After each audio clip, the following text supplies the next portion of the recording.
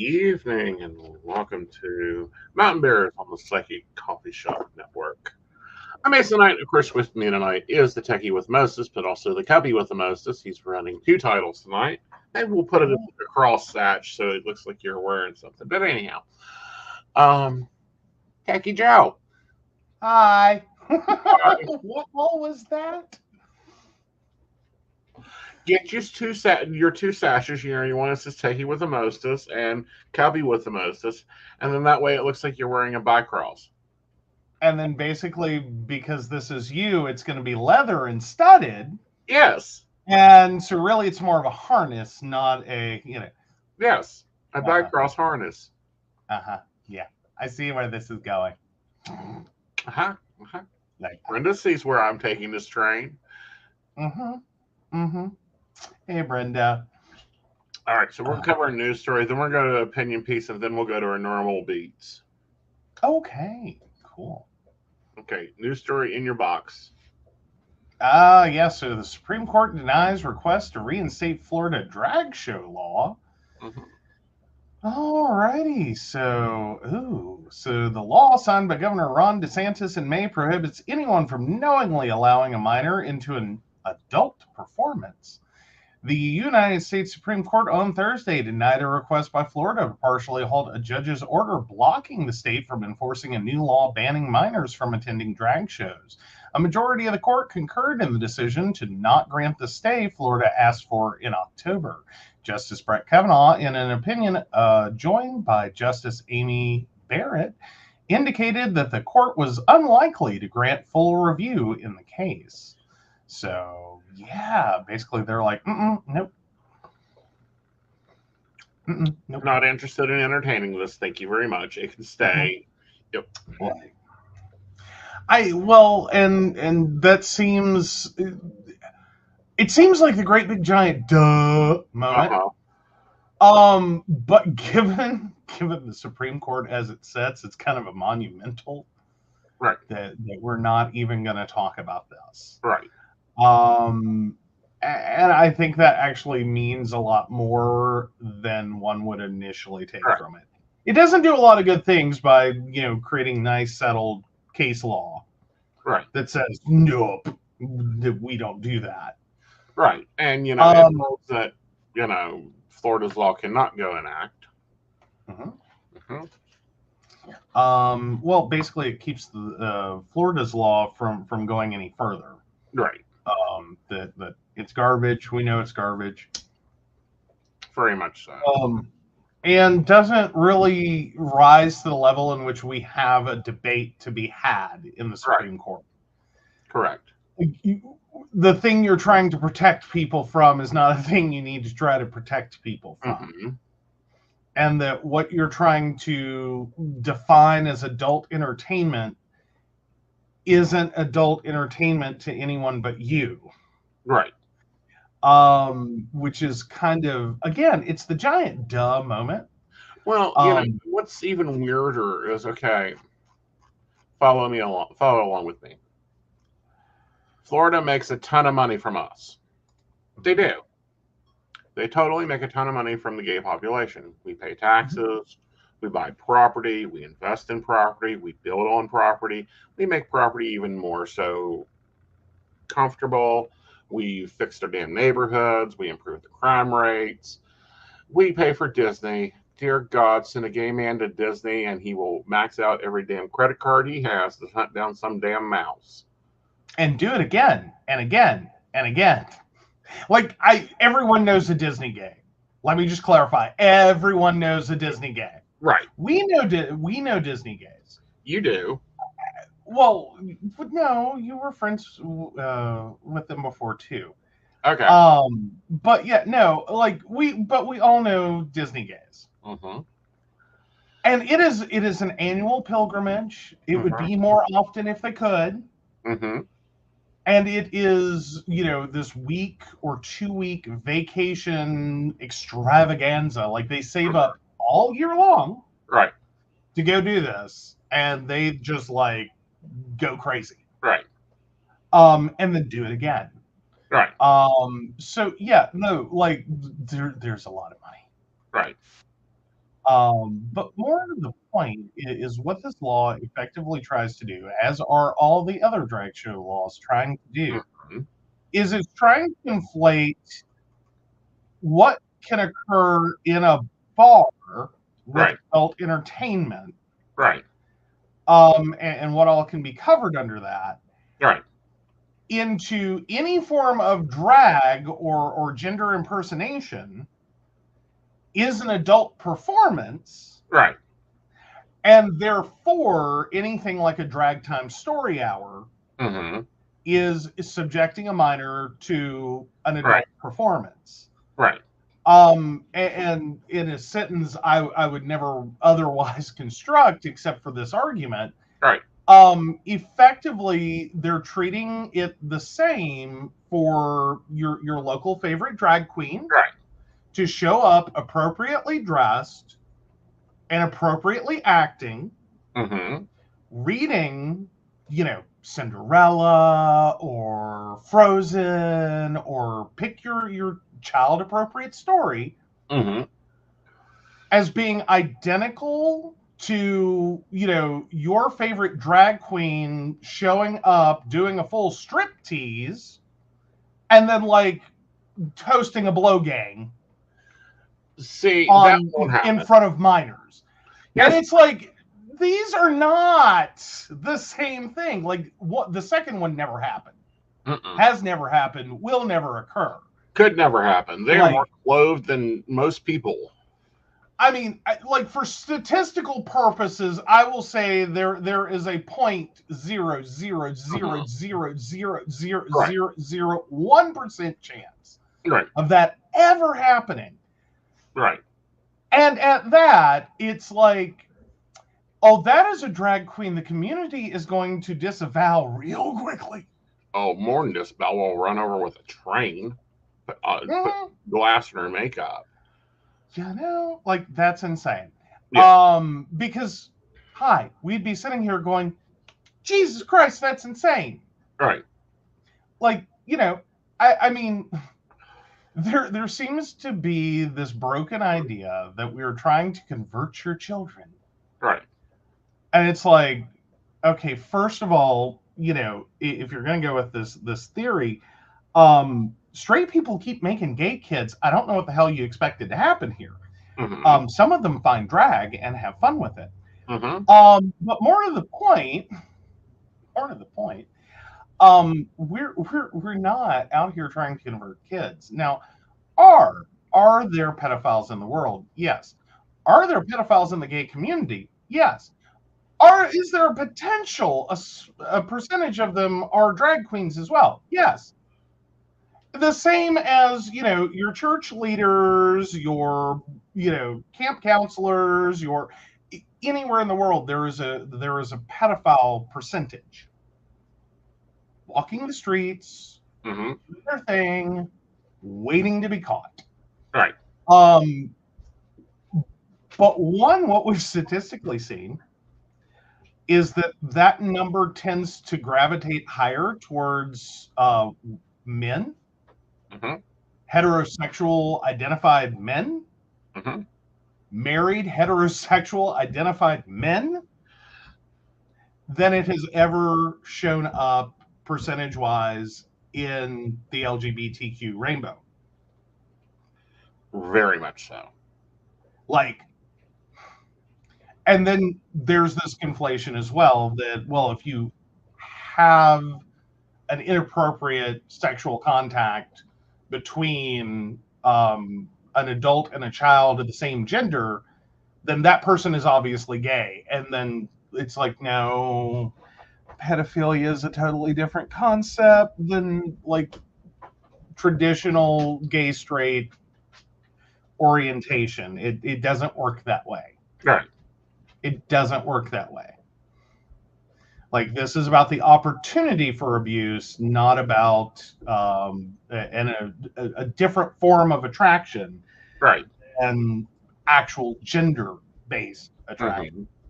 So, trying to lump all of your, screwed up, heterosexual, married, pedophiles into the gay community is like, oh, no.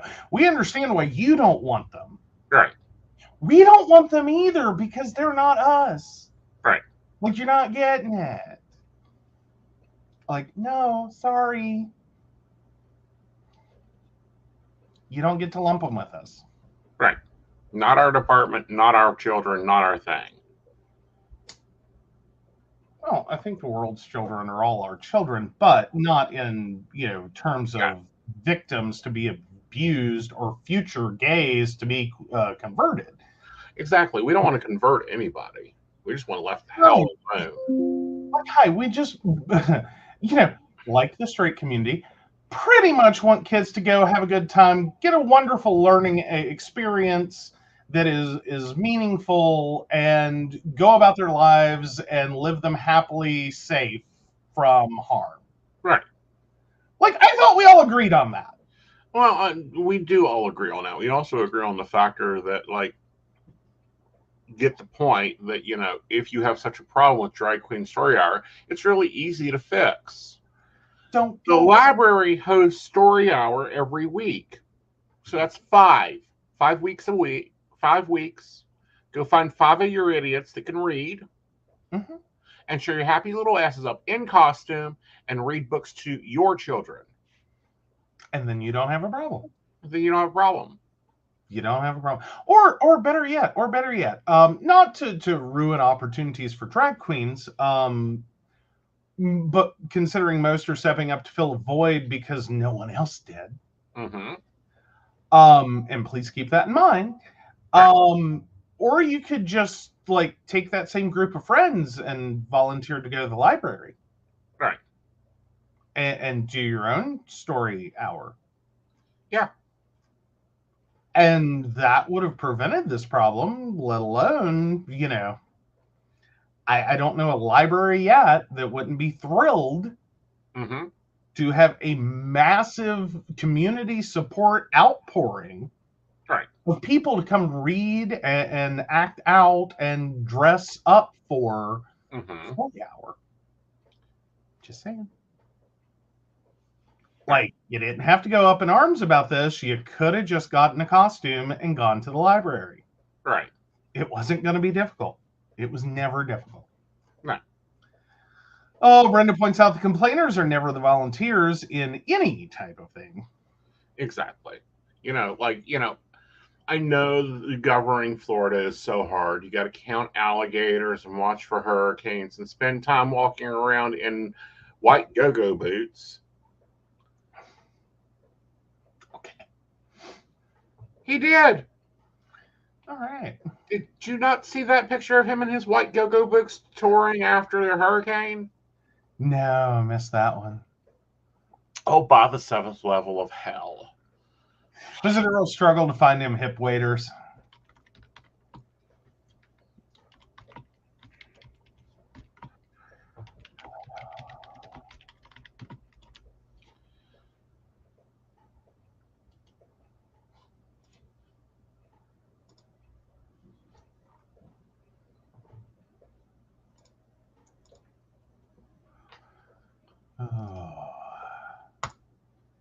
Oh, yes, Brenda points out, don't forget, keeping track of Florida Man. Yes, which most of the times is one of his family, but anyhow. Arguably, yes. Share screen. Again, we don't hate Florida. We don't love your governor at all. Yeah. We love Florida. We would probably move to Florida if you got better governors. Oh, man. See? White go-go boots. Yeah, those boots are a fashion choice and not a good one. After Labor Day, I tell you. After Labor Day. Oh, dang. Yeah, no, I think someone on his staff needs a clue. Either that or we love that person on their staff because obviously it made they're more just news going pouring the hurricane victims. Was his 4 chairs of boots. Yes. I'm just saying there could be an infiltrator on the staff that just plants these little things. You know what I mean? Just like, We got this. Yeah. You know, Yeah. may not make me popular at the gay bar, but I work for Ron DeSantis, and I'm here to help. Well, you know. Just saying. Yeah. There are 26 members of the House that is retiring this year. 17 of them are Republicans.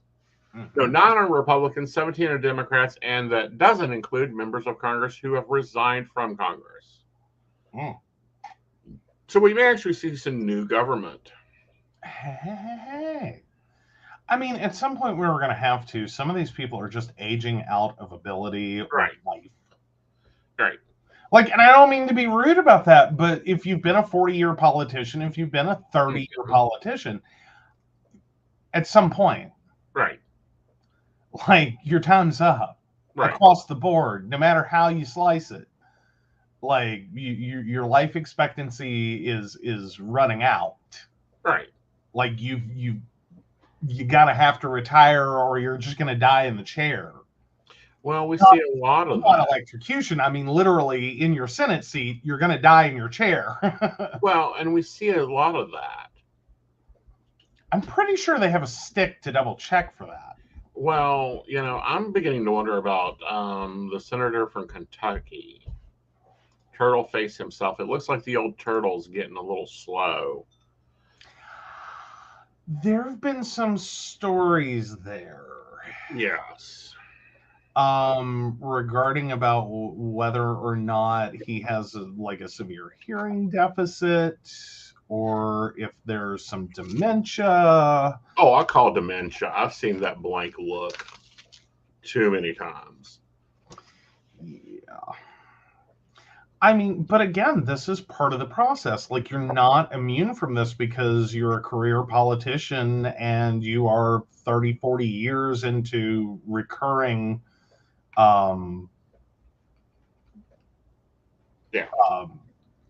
anyway.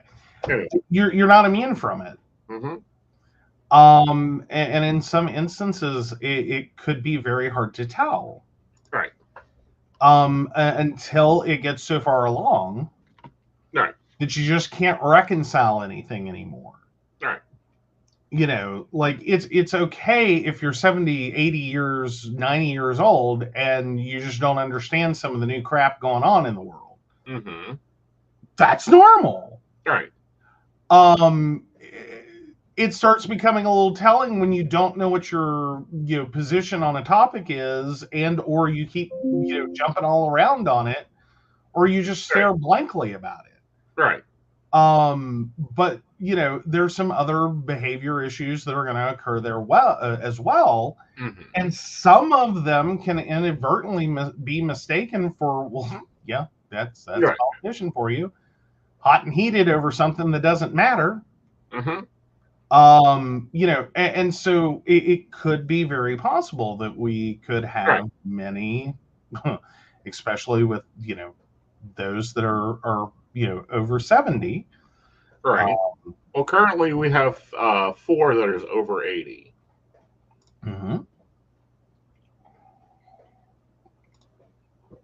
So it does become an issue that I think is harder to sluice out sometimes, and I think there's some that you realize it after the fact. Right. That they were years into this. Right. Before they left office. Yeah. So anyway. With that, it's like, why don't you retire? Mitch, you're 81 years old. Time to go. Chuck Grassley, you're 90. You are 90 years old. I mean, I don't want to necessarily sit here and say by age alone. But at some point, you got to sit there and go, has your career been long enough? Have you done enough? Like, is it time to go home? Right. And I don't necessarily think that always has to be a number. But for some of them, it's like you're not keeping up anymore. Right. You don't know what the hell's going on. Right. You know, the value of having a staff is amazing, Right. truly. But some of the issues that we've seen, like Congress, like congressional hearings about, Mm-hmm. and just the complete lack of connection to what's going on in the world. Right. Like, can you really sit there and say, I'm really serving my constituents by sitting here in this seat Mm-hmm. asking these questions and with a whole room of people that are like, I don't even know where to start to answer that question Right.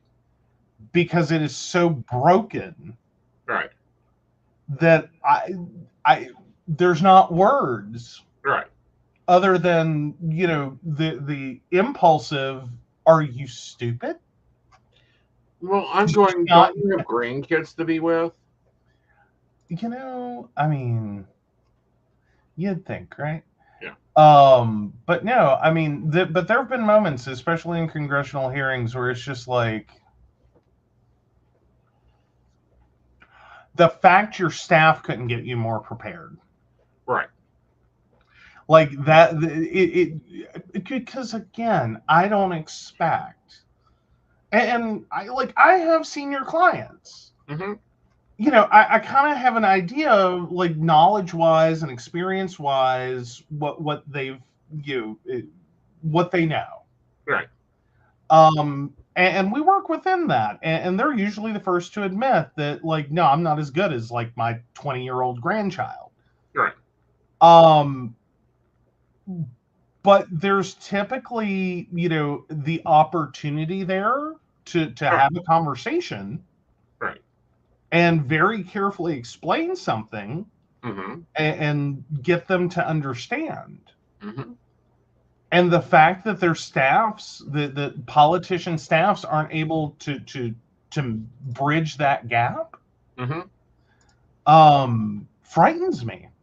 I know, but what happens when we have a full Congress under 60? How fast can we fix this credit crisis we're under when we have people living with student debt? Mhm. Uh-huh. Like, well, and more importantly, well, potentially living with student debt. Right. There's still a, you know, if you're typically, if you have become a senator or congress person, you financially are in a position that you don't really have experience being a quote unquote normal person, Right. and or very little. Right. Because typically the life track for that is you start out with a degree of wealth, Right. usually on the high side of middle class, Mm-hmm. to just flipping crazy rich. Right.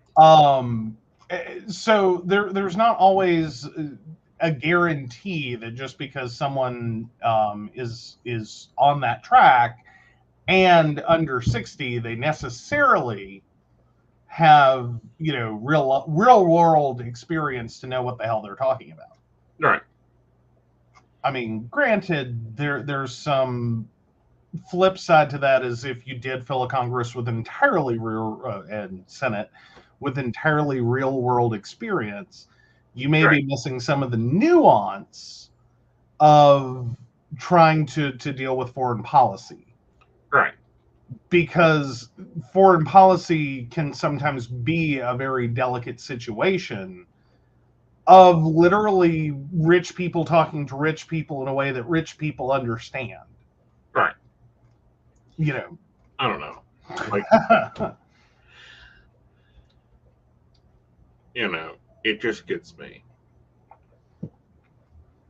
Some of the things that go on. mm-hmm. So, but Yes. it's lovely that ads are now popping up. Anyhow, to our main discussion tonight, and I'll quote the line from that we hear so often: "The call is coming from in the house." And what I mean by that is, you know, here recently with, oh, I don't know, the past 2 weeks, Mm-hmm. we both have dealt with calls coming from in the house. What I mean by that is groups that are like the other day, I was just aggravated, point blank, just halfway pissed about these two groups that were in Reddit. That's personal groups, and it's like, how do y'all not get along? Like, really? Yeah.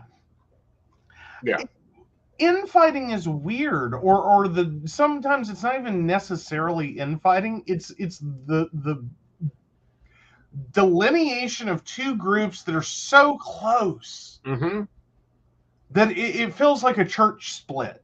Right. You know what I mean? Like, they're so close. They're so close in beliefs. They're so close. Right. In what they're doing and how they're doing and what they want to, that all of this should be under one simple umbrella. Right. Like, there really isn't a need for an umbrella. You're one group. Yeah. With some nuance between, like, okay, I think this, I think that. Mm-hmm. Minor tweaky differences. I think it's lavender, you think it's purple. Yeah. Like, that's okay. We can all agree to agree. It's still a shade of purple, no matter which way you slice it. It's just not that much difference. Right. So were you going to go into the two groups that just shocked and horrified you that they are split on totally different continents of beliefs? Right. And that was the nudist and the naturalist. Oh my God, the wars that have gone on. You have that. Okay, so that was the first team. Then apparently poly isn't kink and kink isn't poly, and it should not ever exist together for the lobbying. I'm like, are you fucking nuts?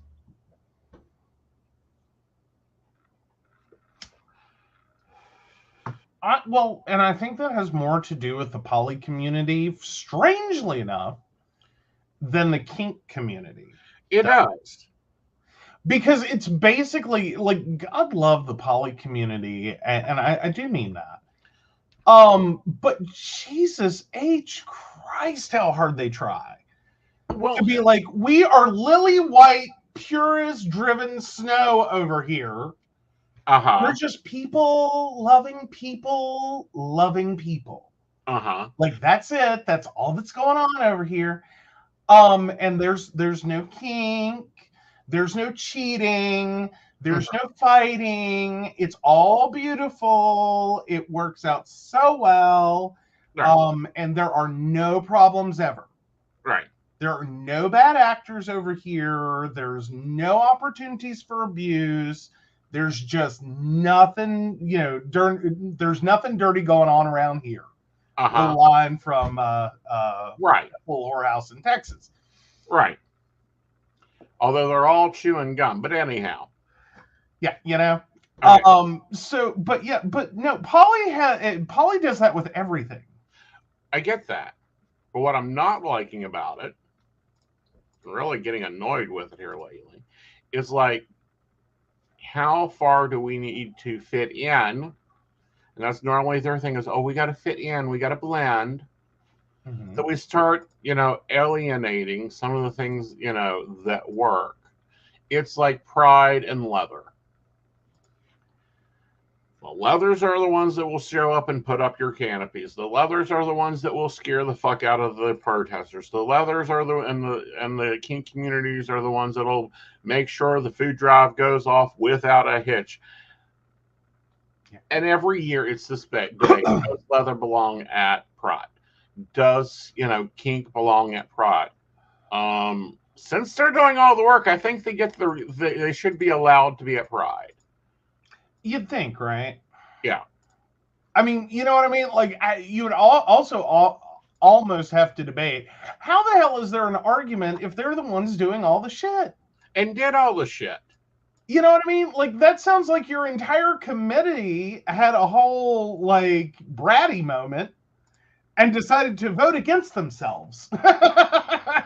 Well, true. But it's like, how dang often are we as sub-communities subgroups or little boxes over here, kicking our own damn selves in the face every time. Oh, we ain't that because we're starting to get notoriety, so we have to look heteronormal and all white and saintly. Put on our black suits and our thin black ties and our dark sunglasses and show up. Like that ever worked anywhere. Right. But no, I do struggle. Like, this is going to sound bad. Sometimes I just have to laugh at it. I get that. It's like, how damn different do you think you are? Right. Like, you know what I mean? Like, that you really think you have to pull yourself completely out or pull the, away from this other group. How different do you think you are? Right. Like, who hurt you? You know what I mean? It becomes and with the kink community, sometimes I think that's a valid question: is who hurt you? Right. Because I think your understanding of this thing is predicated on a really bad foundation. Yeah. And you've had a bad experience somewhere. Yeah. To create this level of animosity. Well, not only that, but it's like, do y'all not get what 1 + 1 equals anymore? Like, has y'all delicious little brains done lost how to do mathematication? Okay. And yes, I'm speaking that way for a reason. Okay. So 1 + 1. Like this got you this. I.e., a lot of the leather-wearing motorcycle gangs actually got you pride. Why? Because they ran the interference and said, oh, no, this is how we do this. Great organizers. Exactly. Yeah. Well, and then, the kink community, God love your doms and subs. You can just run a whole event. Thank you. Because you have obvious minions. Yes. They're obvious minions. You just you tell your dom what you need. The dom then tells the minions, the subs, to go do that. Yes. And no subs were harmed in the making of a pride parade. That's debatable. There's a few questionable ones in New York, but normally. I mean, arguably they wanted it, but I'm sorry, that's a horrible joke I shouldn't have made, especially in this context. But no, it really has started to almost seem weird. Right. Like, and I don't mean to trash Beckley Pride. I really don't. I know I'm armchair quarterbacking over here. Well, that's because of their own bylaws. But let me say simply this, that as an attendee that is supposed to be part of this umbrella, group, I feel kind of like I'm a spectator, not part of the event. Right. Well, it's like, what was it? No, not last year. Year before last. There wasn't a bear flag anywhere. They had all the other subs, the bi flags, which we'll get into that one in a minute. The bi flags, the multiple trans flags, all these other flags up. Not one bear flag, not one leather flag. And I'm like, you've forgotten most of the alphabet. Well, basically, you Cloroxed it. Yeah. And you went, family friendly. No assless chaps here. Family friendly. Right. Right across the rainbow flag. And what you got left with, right, was, okay, well, we can have the bis. We can have trans. Trans is very important. Right. The lesbians, we love the lesbians. Yep. They're here. They're always here. Right. You know what I mean? And just like that was kind of it. Yeah. And okay, if you wanted to have a solo event or a very focused event, part of me can't understand that, but I'm going, I really think you need to draw attention to the fact that's what you're doing. Right. Because it's really awkward. Yeah. To show up to a pride event and just kind of look around and be like, I don't think I'm supposed to be here. Yeah. Like, I don't see my peoples. Not all of them. I see some of them. And I'm glad they're here and I'm glad they're, you know. But I, like, hi. Yeah. Like, this feels very anti-cisgender male. Right. And it's, you know, I understand we're having major, conversations. As we should be. About what has been called the historical problem of, you know, cisgender male involvement in Pride. And the fact that it can and has sometimes led to marginalization of groups and underrepresentation of them.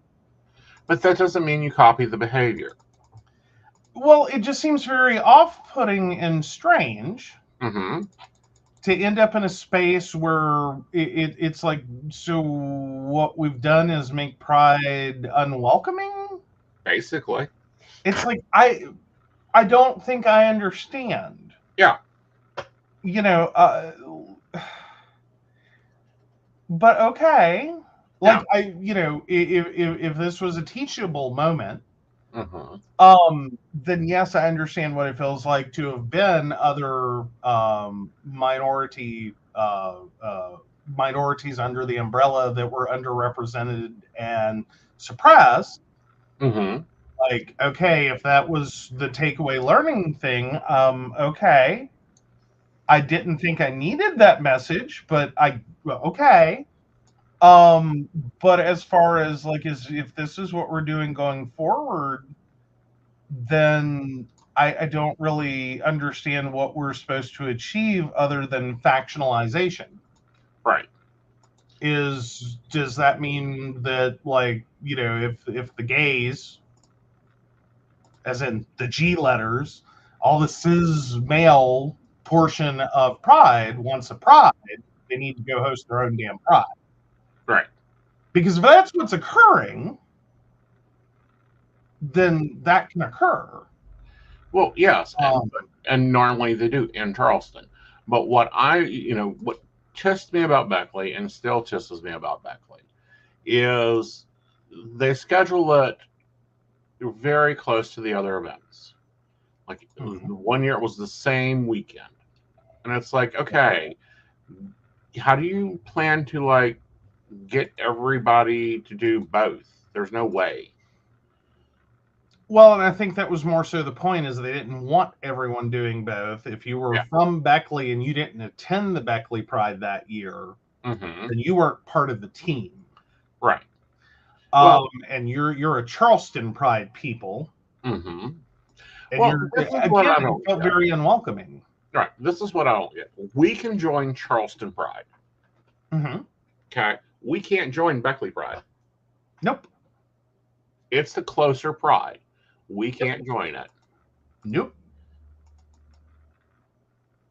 Because it is built around the idea that you must be a resident of Beckley. Whereas Charleston Pride is like, you want to join? Like, we'll take all the peoples we can get. Right. Thanks, hi, please, do anything. We don't care. Like, be here. Yeah. We appreciate you. Cocktail hours at 4, show the hell up.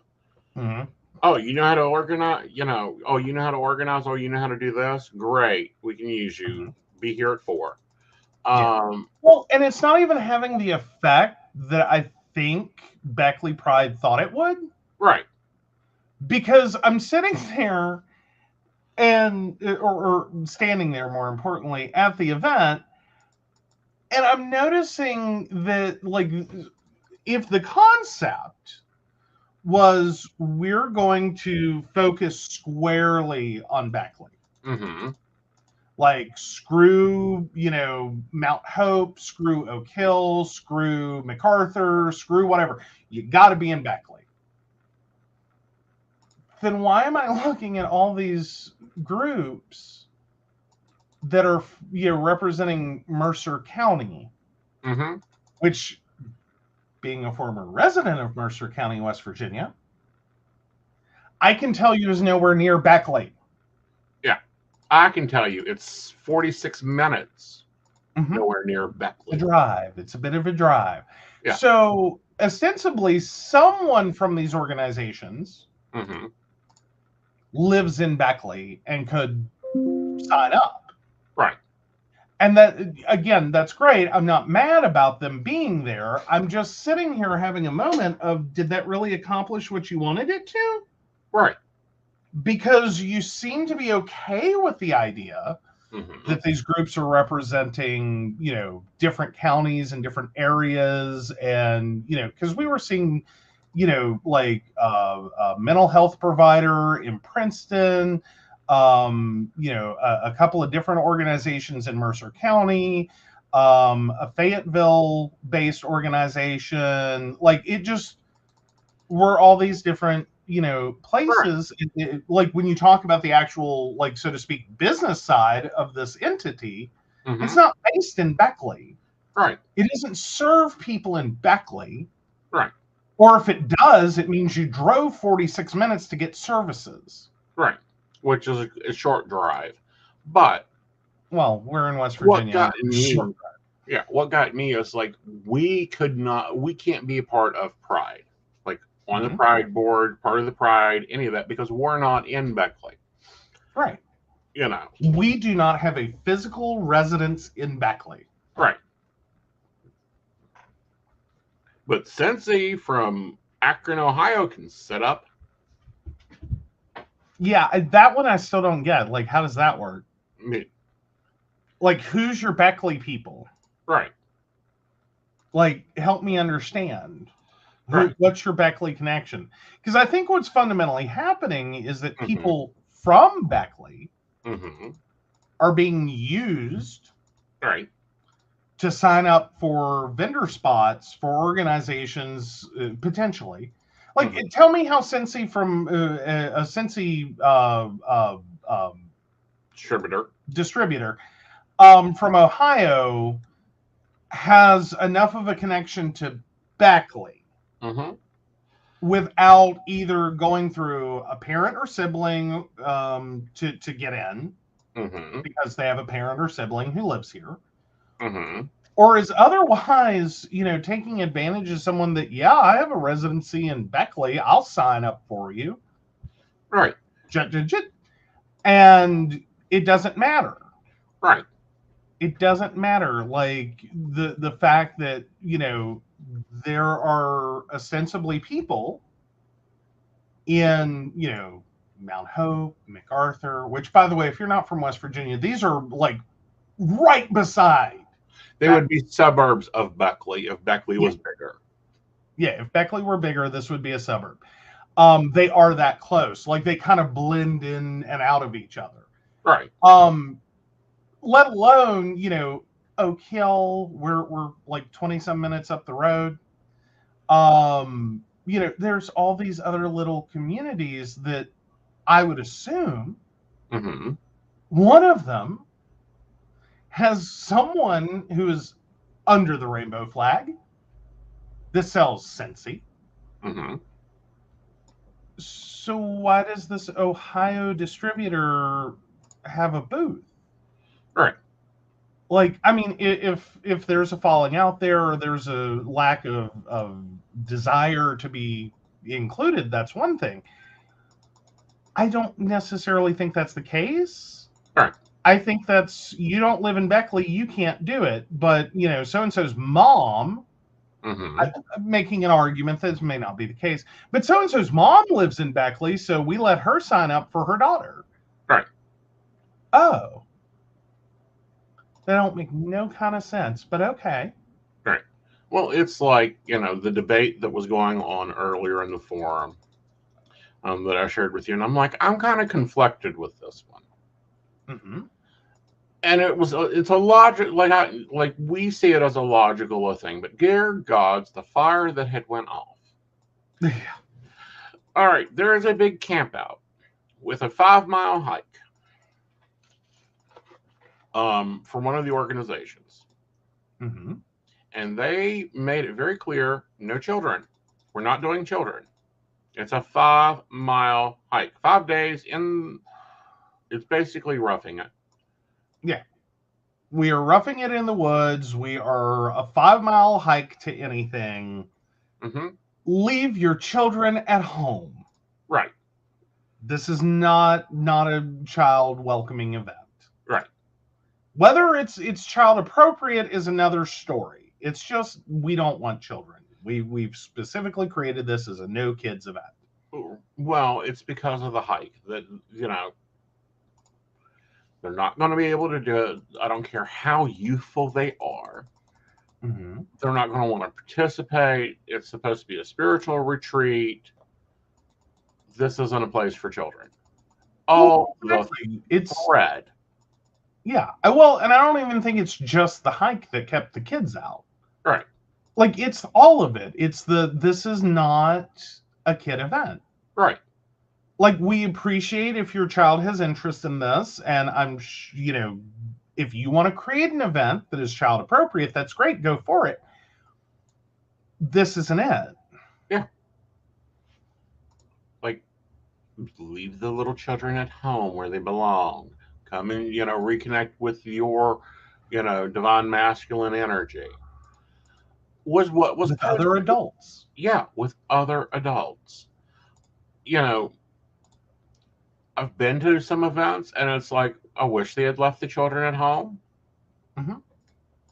I mean, and this isn't about trashing kids, but it can seriously put a damper on honest conversations, especially by people without kids. Right. When you're in a room with children, because it's like, I have to sit here and moderate what I'm saying to make it child appropriate. Right. Well, not only that, but I've been in rituals before where we've got, huge, of course, this is years ago for those that are watching, and we had bonfires going on all 4 points of the circle, huge ass bonfires. And we almost had a kid that just thought he was going to jump the bonfire. And it's like, no. And more importantly, will someone please come get their child? Yes. Like, before they do, stop leaving them unattended. Yeah. Like, this is not a safe space for an unattended child. And if you want to turn this into, well, we needed to have made it a safe space for an unattended child, then we're just not doing it. Right. And that's because a lot of things don't happen anymore. Well, there's only so many outlet covers you can put out in nature. Exactly. There's only so many child-friendly locks you can put on nature. Right. It's nature. Yeah. I don't have the energy to go and baby-proof, child-proof, child-safe nature. Right. You know what I mean? And that unfortunately becomes part of the issue with it. Yeah. Is that once you involve children, there's an assumption this is safe for children. Right. That this has totally been made play school safe. Right. For unattended children to just meander. Yeah. And it's like, no, this is still the middle of the effing woods, and I don't want to screw up my spiritual event having to go search for a child who done wandered off. Exactly. Because there's not a gate and a fence, and unfortunately, it's considered a really bad form to LoJack and shock collar a child. Been a few that I do not have a problem with, and I'll talk about one that I about lost my temper. It was about this time of the year. I was working a shop, and this parent and their children came in. Mm-hmm. And now there's some caveats. This Okay. isn't just a normal parent-child situation. Right. These were free-range children. Right. I was getting to that one, getting to that part. Yeah. Free range children. Like, Go let them, they need to explore their own selves and make their own mistakes. And, they need to, develop bullcrap. They came in, they destroyed displays, they destroyed items. It was always a nightmare. well, yeah, but here's the caveat to this is I don't think anyone has a problem with free-range parenting unless you fuck up as the parent. And the fuck up as the parent in this was zero responsibility, zero accountability, and zero involvement in trying to help this child learn what their mistake was. Right. This was negligence of parents. Right. So when you hear us talk negatively of free-range parenting, it has more to do with the people who fuck it up than the people who are actually free-range parenting. Well, there's a difference between, and there's a very high difference. There is free-range parenting where it's like, yeah, little Johnny, go and figure out what happens when you jump in a mud puddle. Mm-hmm. And oh, isn't that cute? He tore down that display. He's showing so much divine masculine energy. Isn't that wonderful? No, I'm not paying for the display. Why would I do that? And you should have child-proofed it if he hadn't have been able to get to it. Yeah. And it's like, okay, but I can't bubble wrap a store and sell anything. Yeah. Like, you have a responsibility Uh-huh. for your child and the crap they pull. Mm-hmm. Real simple. It's not a hard concept from 99.9% of the parents who walk through that door. You are responsible and accept consequence for your child's behavior. Mm-hmm. But, no, this was what sparked this big debate. That isn't for that. I can't come because I can't get someone to watch my kid. Yeah, that happens. Unfortunate. That's unfortunate. Look for events for families. Look for events with, and I don't know. Has people just gotten stupider? Potentially. Well, but then with childcare, there's a whole bunch of debates going on there. Right. For some people, it's just a built-in excuse and a complaint to force events to be child-friendly. Right. Even though they said no children, well, you're going to make an exception for me because I have children and I don't want to do the work. Right. And I'm sorry, that's not an insult to people who sincerely cannot find childcare. It is difficult. I do not want that mistaken. It's difficult. Right. But at the same time, trying to bully your way into making an event make an exception, that's a problem. Right. So you stay home one time, and because it's an annual event, you stay home one time, your partner stays home the next time. Mm-hmm. How hard is it? It's 5 days. One option. That is certainly one option. Next year is certainly an option. Finding other parents you can connect with and be like, look, we're gonna figure out how to do this. Yeah.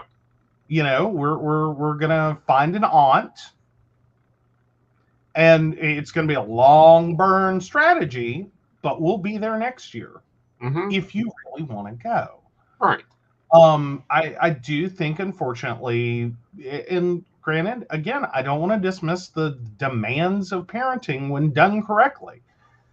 Right. It's a lot. It is. And no, it's not going to be easy. And no, you're going to have to work through some issues and figure it the fuck out. Yeah. And it's doesn't mean you get what you want when you want it.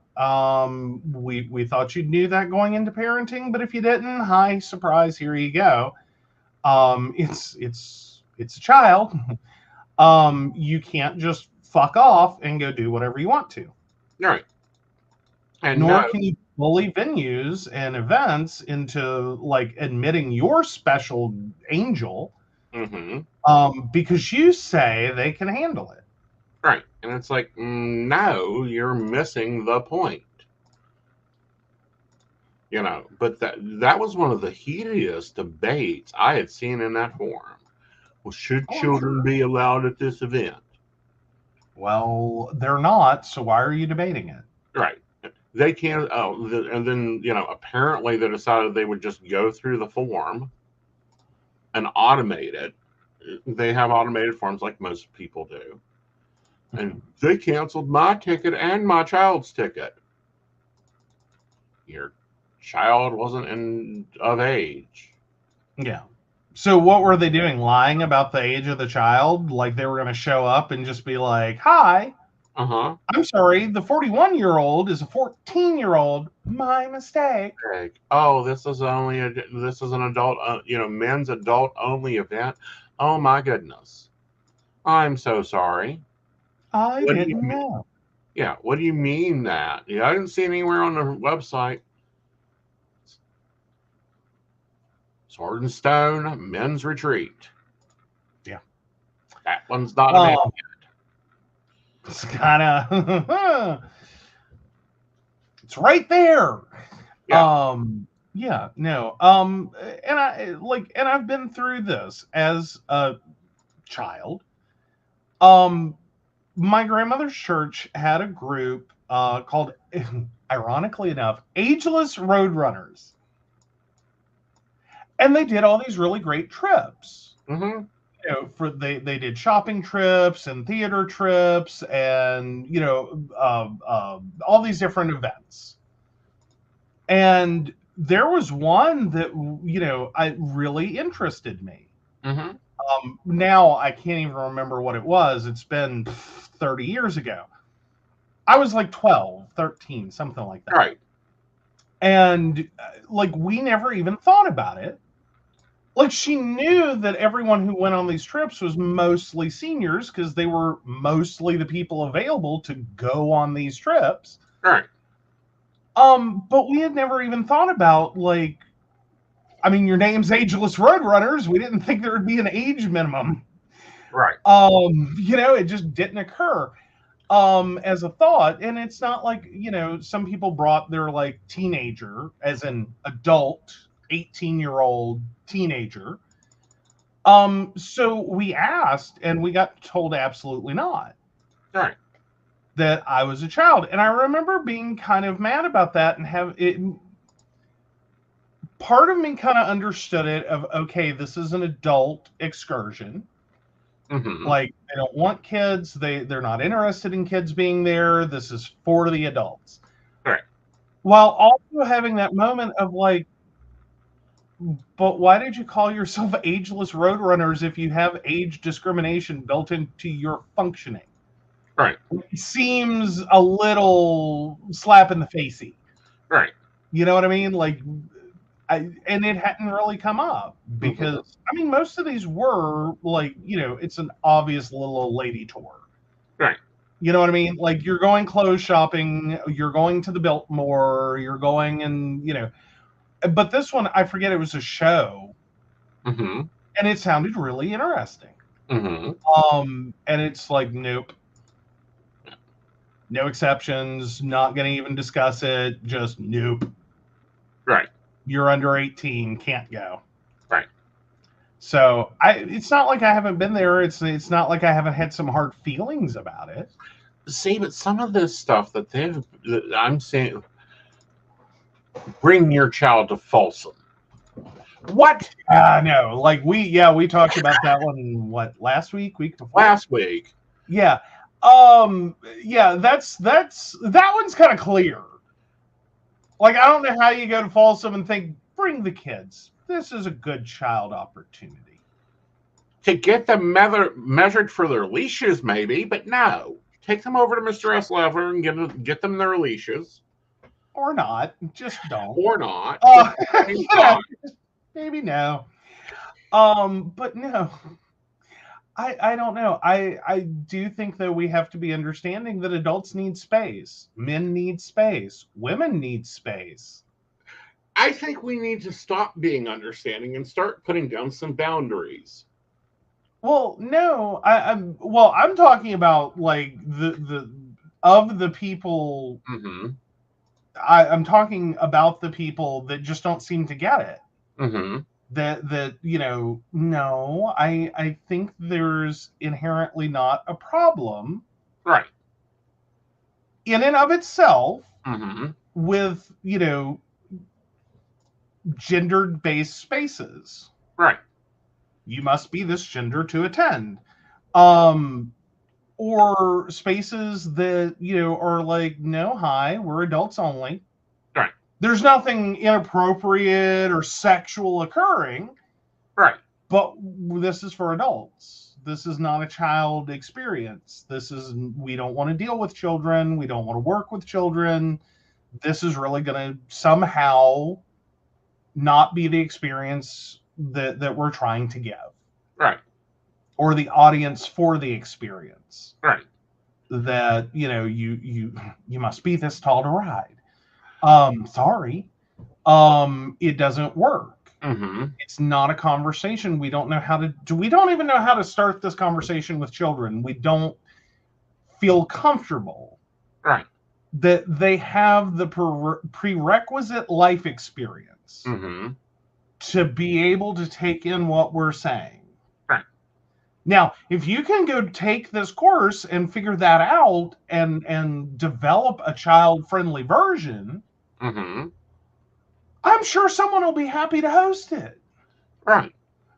But without having gone through the experience Mm-hmm. and having not made that effort, right. I don't think you get to sit back and say, well, you're wrong. Right. My child can too. Right. An exception needs to be made for my child or for children in general. Exactly. No.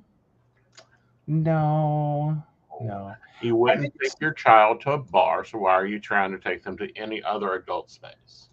Well, see, but I think that one gets made easier by the legality of underage drinking. Mm-hmm. And the fact that that's not legal. Right. Why would you take your child to the Biltmore for a wine tasting?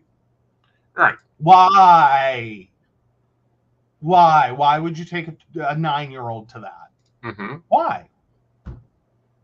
It's clearly indicated in its very premise. Mm-hmm. This is an adult event. You must be 21 or older. Right. Ta-da! Have a nice day. Yeah. Yeah, I mean, not that I'm saying there aren't reasons and things that children can do at Biltmore. There are. But if it's specifically for a wine tasting. Right. That's not a kid-friendly event. Exactly. There's nothing about that says bring a child. Right. I don't know. Like, and again, a lot of these communities, I want to tell them the phone calls coming from the inside. The call is coming from inside the house. Yes.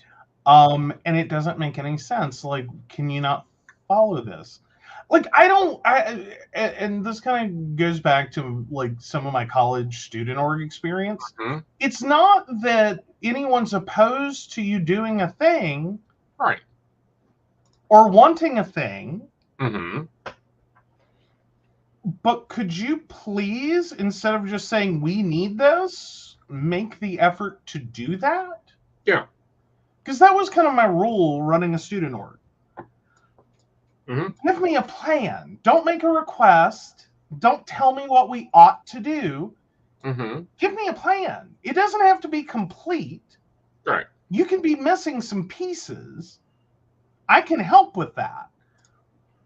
But if you just want to dump it on me to figure out how to make it occur, mm-hmm. This is you're waving your magic wand and saying, ta-da, I want this. Mm-hmm. I'm just going to stare at you blankly and go, and how would you like that to occur? Right. What resources am I supposed to use for that? what volunteer am I supposed to put on this? Mm-hmm.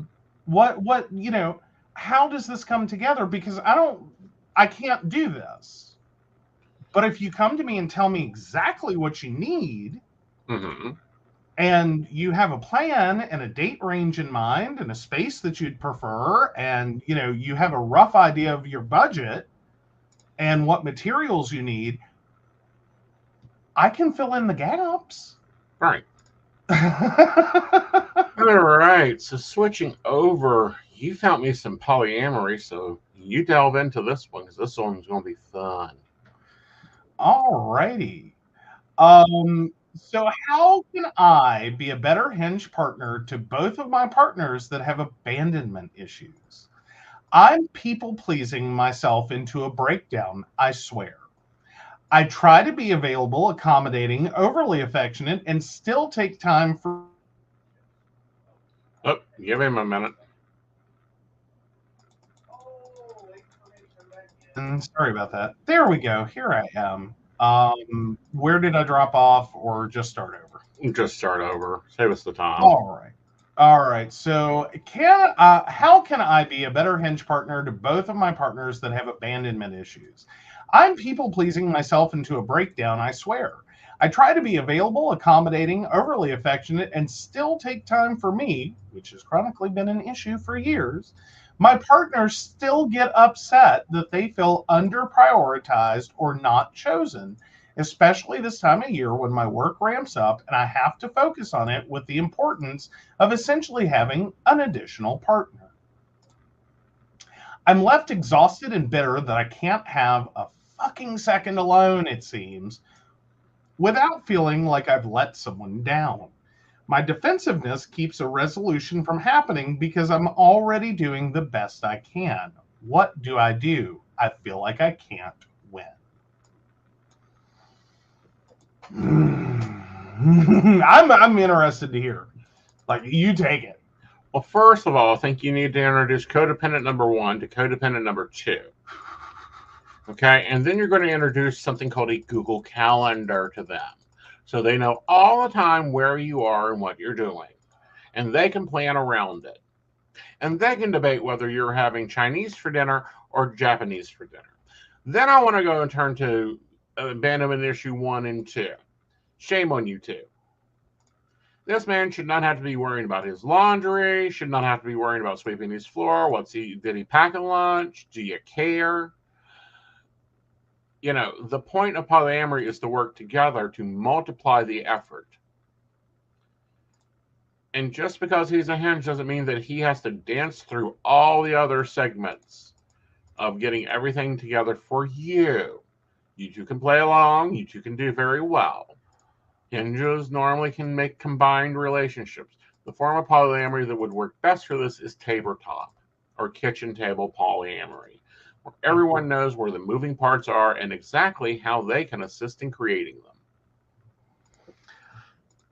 Yes. I think if you want to fix it, that's pretty much roughly the advice you have to take, is that all relationships are a load sharing event.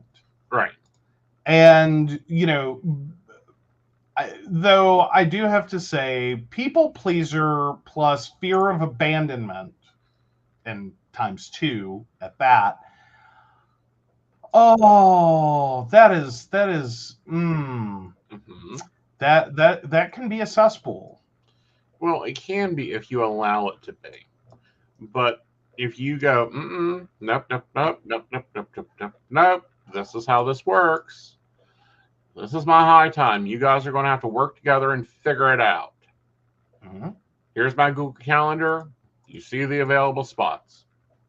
Don't like the available spots? Then play rock, paper, scissors. Mm-hmm. Well, and then I have to sit here and wonder, like, who's not in therapy that should be? Because it sounds like everyone. Because, I mean, yay for recognizing your problems, that you're a people pleaser, that they are hopefully a self-admitted person with fear of abandonment. Mm-hmm. So that's step 1. You found the problem. But moreover, it doesn't sound like anyone's working on this not just being a thing. Right. Like you kind of went, oh, this is part of my identity, and then stop there. Right. Because it doesn't sound like this is ever improving. Well, and it will not ever improve as long as they're continuing this behavior. Right, and that's what makes me think no one's getting help for this. No one's trying to move beyond identity or identifying a problem, right, and moving into, okay, so now what are my coping skills for living with this? Right. Or how do I get better and not just be the people pleaser who burns themselves out in exhaustion and ergo runs away from 2 relationships quickly, or being the person so fearful of abandonment that you create the perfect conditions for someone to leave you. Yeah. Because that's usually the vicious cycle of someone, and it's unfortunate, with fear of abandonment, is the thing you fear the most is exactly what you're gonna get. Right. But, what I don't get, and this is maybe because I am a hinge looking at this going, what the fuck? Yeah, well, the fact you're not a people pleaser. Well, I don't people please. You don't people please. But I can definitely see that if you were looking at being in a relationship with 2 people with fear of abandonment that are functionally expecting all this, you'd just be like, I'm out. Oh no, I think they'd be like, I'm out. Like they would run. Yeah, one of the 2 is like, nope, we're not doing this. Like, I don't think you would be in, like, I think you'd identify it before there were a relationship. But once it came up in a relationship, if they somehow got in, you'd very quickly go, this is oil and water and does not mix. Yeah. This is not going to work unless you start working through your fear of abandonment, because I cannot and will not, because there's the boundaries that people pleasers don't have. I cannot and will not be the entirety of your emotional support. Right. I cannot kiss every boo-boo. I cannot be available to you 24 hours a day, 7 days a week, 365 days a year. Like, that's just not, I don't have it. I have to be able to get up and go to work in the morning. Right. And that's sometimes where fear of abandonment takes someone, is needing like constant, never-ending displays that you are still into me and are not leaving me. Well, that's debatable because, if I'm leaving you, I'm going to work, and B, you can go with me too, but C, where's my lunch? And if you want more time with me, that means you take something off my plate. Well, yeah. Well, and I think there is definitely a recognition that needs to occur there. That sometimes you to get what you want, you have to take some initiative. Right. If you want a date with your stressed out, overworked, people-pleasing significant other, do some legwork. Yeah. Figure out the time in their schedule they're available. Figure out what you can do in that time. Book it. Yeah. And it's a no thought, no effort, show up. Right. Wear the clothes that I've set out for you. Appear here. And then recognize that built into that, you also have to look through that schedule and go, but when are they not expected to be somewhere? Right. Do they have time anywhere in their life? They are not expected to be somewhere or to do something or perform a function, and block it out. So that they have a commitment, an appointment to do nothing. Like, they can't be at that meeting at 3 p.m. because they are booked in for a spa or reading a book or doing something that positively benefits them. Right. But, and let's talk about bear mode activate. It happened for actually yesterday. Yeah. Yeah. Like, I will quickly, I heard a conversation that I was part of. I just wasn't part of. It was a discussion of, I want to go do this. And very weak, oh, that sounds like that would be great. If I have time. Was basically how this conversation was going. And I went, yeah. See, that conversation doesn't occur between you and the invisible assistant very often. Mm-mm. And I'm sitting here going, no. So I'm on my phone. I am, because this ended up being a movie date. Right. I'm looking up times for the movie. Mm-hmm. All right, you have availability between here and here. You need travel time of this. So it has to all fit in that time. Does it fit? How long does the movie run? Mm-hmm. Build in an extra 15 minutes because, previews and trailers, and, they may not be counting that in the actual movie runtime because it looks like there's a 2-hour dip between showings. So I assume. Mm-hmm. And, plotted it all in and went, okay, y'all can go do this then. Yeah. It is booked on the calendar. You're going. Right. That wasn't what I was talking about, but that is what they should be doing as Meadows during him this time. I'm talking about bear mode activate, when it's like the only thing Aeson does, drink coffee, take calls, organize files on the computer, play his game, and go to sleep. The rest of it, the Meadows have to figure it out. Yeah, like a movie date. No, not like a movie date. Like the floors, the children, the grocery shopping, all that. Well, yes, that too. That's the bigger part of it. Yeah. But it also means that for there to be a date, that's not going to be a you-generated event. No.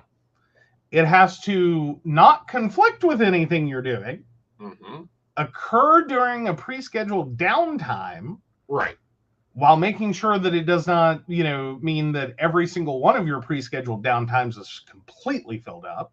Right. And has to be doable. Yeah. So it, hi. I will book it. I know.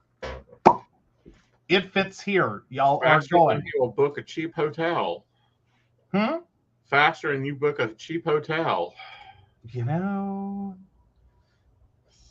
I had to squeeze it in, we could have definitely gotten you a microtel. See, I don't like the microtels.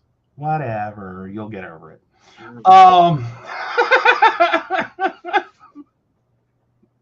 I will send you to a 1-star if I have to. Don't make me do it. And this is me picking hotels, so you don't like that's bad enough. Leather purse. We'll be fine. Oh, the horror nightmares of me booking a hotel. Like, you underestimate my innate ability to find the worst accommodations humanly possible. Dear, we have had this debate. That's why you book hotels. You don't book hotels. No, I don't. I have to rent cars or mail packages. Yep. Nope. Because he'll rent a car with 3 wheels, and packages will be sent ahead of time in overnighted. Yes, you'll get it before you even knew it was sent. It'll only cost $72 a package. It's fine. It's fine. It's fine. The truck driving postal worker at the Oak Hill post office sees him coming and drops her tone. I'm telling you, that's the only way this can happen. No. The way this happens is I, for whatever reason, cannot seem to ever start with the right flat rate box. And I end up grabbing the one that is like same day as an option. Mm-hmm. And it's like 72. Like we've literally sent things out for like $30 to mail an envelope. Right. And I'm sitting here like, yeah. It was easier to go forward than to try to back up. There was a line out the door. I screwed up. It was mine, I grabbed the wrong envelope. I was, it was easier to go forward than to try to back up. Right. And that seems to be every time I go to the post office. He goes to the post office when no one goes to the post office. I don't know what magic occurs to make that happen, but he goes to the post office, and this is all so easy because, frankly, when he goes to the post office, him and the one postal worker have time to like do an entire Julia Child cooking recipe, eat lunch comfortably, braid each other's hair, and still make time to send a package at the cheapest rate possible. Well, one, at least she'd get some home cooking because I'm quite sure she still eats at all the restaurants because she don't cook. Lord, we don't let her cook. We'd have to increase our fire ratio to the Oak Hill Fire Department. Two, it's more likely that we will debate whether it is better to use high mileage oil or WD, 110 degree, 1040 in her truck. And she will probably give our car a tune up while we mail packages. But no, that is not the experience I have. I go to the post office when everybody goes to the post office. There is a line out the door, down the steps, and I finally get up to the counter. There are like 50 people behind me. All are carrying heavy loads of packages. Mm-hmm. And it was easier to go forward than backward. Like, I screwed up. I grabbed the wrong envelope. I set this up totally wrong. Mm-hmm. It was easier to pay the 28, 30, 70, whatever dollars and get the fuck out of there. Right. Than the potential that these people were just going to start pelting me with packages because I screwed up and, No, you don't go on Mondays or Fridays. You just don't, because that is when eBay gets its shipments out. I'm just saying, this is how it goes for me, though. I always end up there, and it's a madhouse. Right. You go, and it's like, would you like tea? Yeah. Let's have some crumpets. Mm-hmm. How's your mother? Right. Like you just la la la la la la over to the post office, and it's this very calm, relaxing. Like the fact you don't come back having had a manicure, pedicure, and a facial amazes me sometimes, really, because that you had time, y'all both had time. But I go, and it's like, everyone is jittered up and ready to assault someone. Well, that's because you go to the Lock Alley, not the Oak Hill one. I've gone to both. Okay, fine. We're shipping you to Beckley. All right. Do you have an Are You the Asshole? I was looking for one, and then we got really ingrained. So magic finger.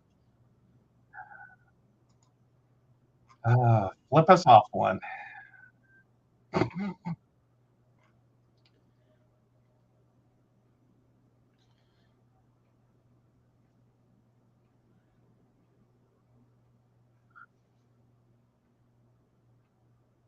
You got to admit that Polly was.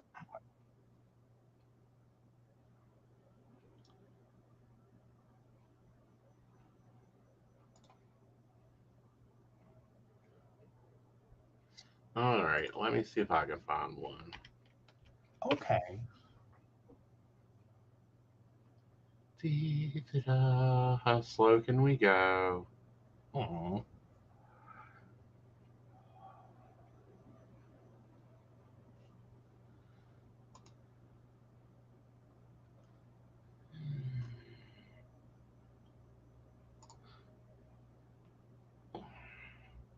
Gotta say, it wasn't the best day for Am I the Asshole?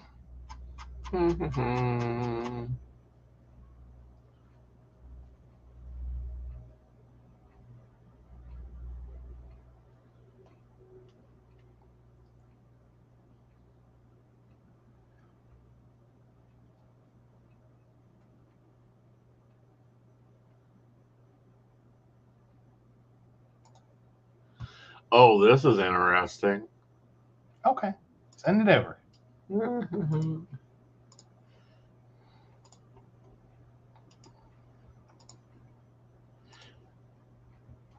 All right. Am I the asshole for making out with a drunk friend? So the three of us, me, roomie, and friend, went to a night out, and we went through multiple nightclubs and drank a lot. I puked after the other two helped me get to my apartment. My roommate had her boyfriend come over, and the friend helped them set in, and I was down to sleep on my bed. Then, after that, this friend came to my room and jumped on my bed and lays near myself, and we hug each other. We started making out, and she's stuck in a loop of not being of this not being right. Then gets off and comes back again and kisses me again. So we just kissed, and then she put me to bed and left. I wonder if I am the asshole. What's your thoughts? Plead your case. No, I'm sorry. If anything, she was.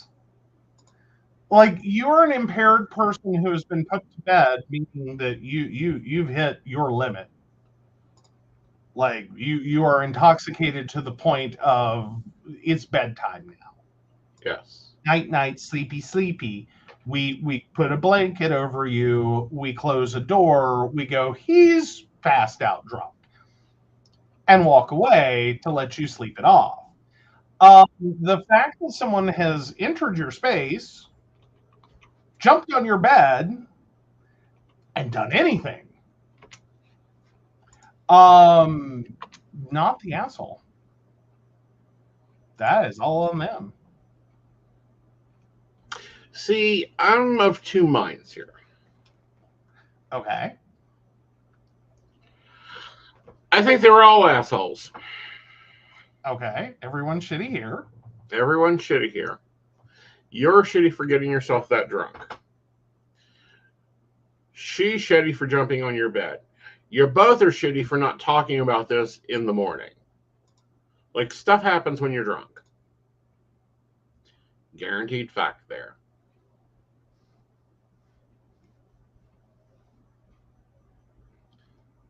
Well, I think there's missing information here. Okay. Like, as in, because this sounds like a fourth person. Mm-hmm. Or is this the third person, the roomie's friend? I think this is the roomie's friend. Okay. But no, either which way that goes, like, because that would define whether is this one of the people that was also drunk, Uh-huh. or is this one of the people, or is this some other person totally unrelated to the night out drinking that is potentially sober? All right, so me, roomie, and the friend, so three, go out. We get drunk. We get back to the apartment. Roommate had her boyfriend come over, so it adds a fourth party there. Boyfriend and roommate go to bed. That takes two of them out. Okay, so it really is the third wheel for the night out drinking. Exactly. Yeah, no, I can't asshole someone, even if the person coming on to them is also inebriated. Mm-hmm. Like, there's a comedian that I just ran across their stuff earlier this evening, and I have to borrow a quote. It is so easy to not fuck people. Mm-hmm. You know what I mean? Like, just leave them alone. Don't. Because even if you are also intoxicated, Mm-hmm. you're at least more sober than they are, potentially. So you should be a little more capable of deciding, now's not the right time. Right. Like, if you have to, because this basically sounds like you snuck back into the room after, they were defenseless and helpless Mm-hmm. to make out with them. Right. Because that's what you wanted, even though you knew this was an inappropriate thing to do. Well, not only that, but you were already drunk. Yeah. Like, they're drunk to the point they had to be put to bed, but you're jumping on beds? Yeah. I mean, again, some people get more energetic and potentially, like they have the same level or more of disinhibition. Mm-hmm. They're just not getting the full sedative effect. Right. Like, I've known drunks that bounce off the walls. Right. Totally disinhibited, but totally energetic as hell. Right. And that may be the case, as they may have been more on the disinhibition side, Right. intoxicated, than the person who was potentially more sedated. Right. Again, that doesn't make it right. We put our friends to bed when they're drunk, because drunk people can't consent. Right. And that's kind of the end of the story there. I don't really, I have trouble caring that someone else was also drunk, Right. because it seems like it's a really simple concept. I think it is. Leave drunk people alone. They can't consent. Mm-hmm. I don't care what you want. Right. All right, the comments. Not the asshole. She basically jumped in bed with OP and took advantage of her condition.